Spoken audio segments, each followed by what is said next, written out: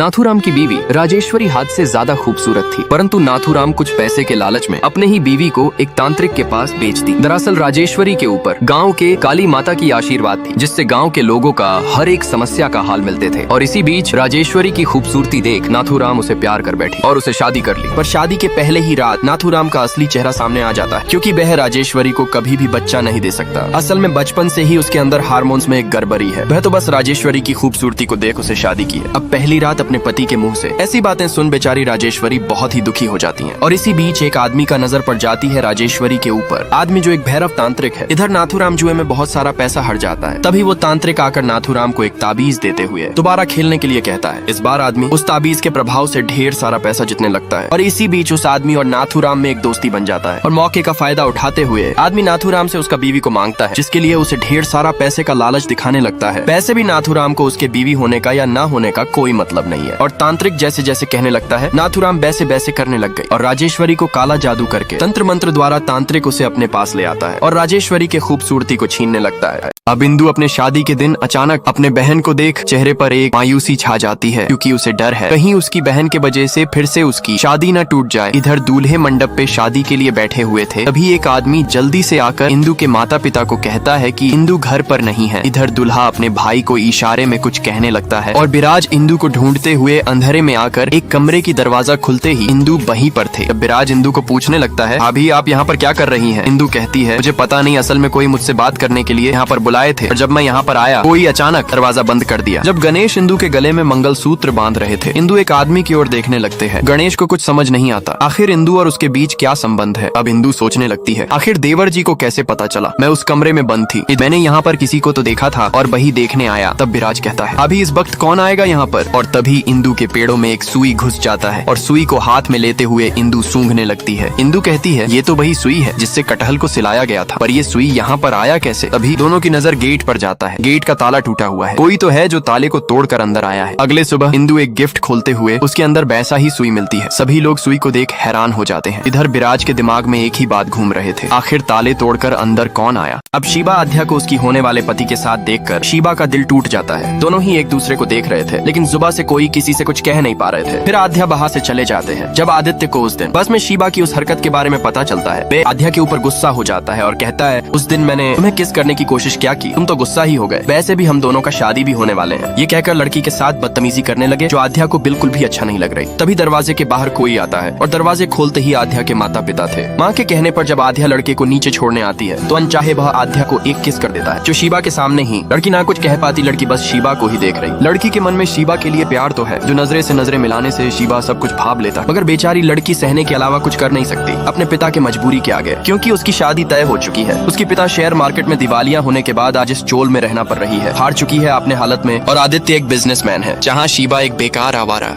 एक गांव में दो आदमी रहता है। एक है जेसन, जिसका सपना है अमेरिका जाके एक फेमस मॉडलिंग बनना। दूसरा है शिबू, जिसको पूरे गांव वाले पागल समझता है। जब जेसन अपने गर्लफ्रेंड से मिलने के लिए आते हैं, तो लड़की का पिता जेसन को एक तमाचा मार देता है। पूरे गांव वाले के सामने जेसन को बहुत बुरा लगता है। लड़की का पिता एक पुलिस वाला है, लेकिन जेसन रुकने वाला कहा। पिता के लाख समझाने के बाद भी अपने गर्लफ्रेंड के शादी में पहुंच जाते हैं। इधर पागल शिबू जब सुनता है उसका बचपन का प्यार उषा जब पति के मर जाने के बाद बेघर लौट आया है, तो वे नाव लेकर गिरते हैं। जेसन जमीन पर गिर जाता है। दूसरी ओर उसी समय शिबू के शरीर पर भी एक बिजली गिरते हैं। जल्द से जल्द जेसन को हॉस्पिटल लाता है। होश आते ही जेसन देखता है उसके शरीर में अजीब सा निशान बन गया है। डॉक्टर जब जेसन का चेकअप करते ही मशीन जल जाती है और खांसते ही मुंह से चिपचिपा लिक्विड जैसा लार निकलता है। और अब एनी इस भिखारी आदमी को एक सैलून में ले आते हैं हैंडसम बनाने के लिए। एनी के सहेली एनी को पूछती है, आखिर तुम इस आदमी को कहाँ से लाए हो और करना क्या चाहते हो इसके साथ? एनी कहती है, मैं अपने पेरेंट्स को सबक सिखाना चाहती हूँ। मेरे पेरेंट्स चाहते हैं मैं किसी पैसे वाले पागल आमिर से शादी कर लूँ, जो मुझे बिल्कुल पसंद नहीं है। इसीलिए मैं आज मेरे पेरेंट्स के सामने इसे हैंडसम बना के ले जाऊंगा। लड़की जब अपने पेरेंट्स के वहाँ आते हैं, क्रिस्टीन नाम का ये लड़के पहले से ही वहाँ मौजूद था और इसे एनी बिल्कुल पसंद नहीं करता। लड़के एनी को कहती है, अगर तुम मुझे रिजेक्ट करोगे तो मैं तुम्हारे पापा का कंपनी खरीद के उसे कंगाल कर दूंगा। पीछे से वो आदमी आते हैं, कहता है, मिस्टर बिग, मुझे लगता है तुम्हें यहाँ से जाना चाहिए। और आदमी को देख लड़के घबरा जाते। कहता है, मिस्टर निकोला, आप यहाँ और आप दोनों एक साथ, मुझे पहले किसी ने बताया क्यों नहीं? और लड़का भाग जाता है। दरअसल ये आदमी शहर का सबसे बड़ा आमिर आदमी था, लेकिन सब कुछ गरीबों में दान कर देते हैं, क्योंकि आदमी को सच्चा प्यार चाहिए था। और ये सब कुछ लड़की को बताते हैं और उसके पेरेंट्स भी इसे पहचान जाते हैं और आदमी लड़की को अपना जीवन साथी बनाना चाहता है।